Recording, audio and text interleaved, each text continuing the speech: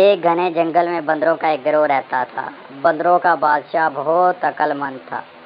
ایک دن اس نے اپنے گروہ کو اکٹھا بلایا اور کہا، میرے پیارے بندروں، ہم خوش قسمت ہیں کہ اس خوبصورت جنگل میں رہتے ہیں، لیکن خبردار درختوں اور پودوں اور بڑے سرسبز پتھروں پر چڑھے، لیکن اس میں بہت زہریلے پھل، تالاب میں گندا پانی، اور یہ سارا جو ہے مجھ سے پوچھے بغیر آپ نہیں کھا سکتے۔ بچے فکر نہ کرو، بادشاہ نے کہا، میں تالاب کی چھان بین کروں گا اور یہ محفوظ ہے۔ جب وہ تالاب کے قریب پہنچا تو اس نے دیکھا کہ بڑے بڑے قدم اندر جا رہے ہیں لیکن باہر نہیں آ رہے۔ بادشاہ نے نتیجہ اخذ کیا کہ وہ جگہ جہاں بھوت چھپا ہوا تھا۔ بندروں نے رونا شروع کر دیا اور اس فکر میں کہ ہم پانی کہاں سے پئیں گے۔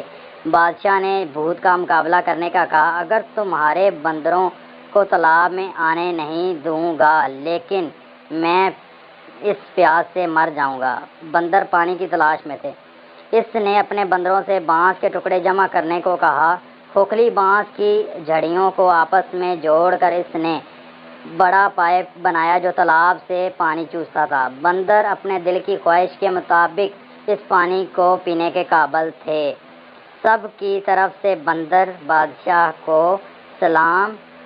بندروں نے نعرے لگائے اور بھوت جیسے بندر بادشاہ نے سمجھداری سے شکست دے دی۔ چہرے کے تالاب میں پانی واپس آ گیا۔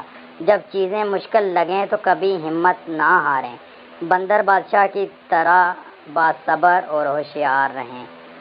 میرے چینل کو سبسکرائب کر دیں۔ شہری عاشق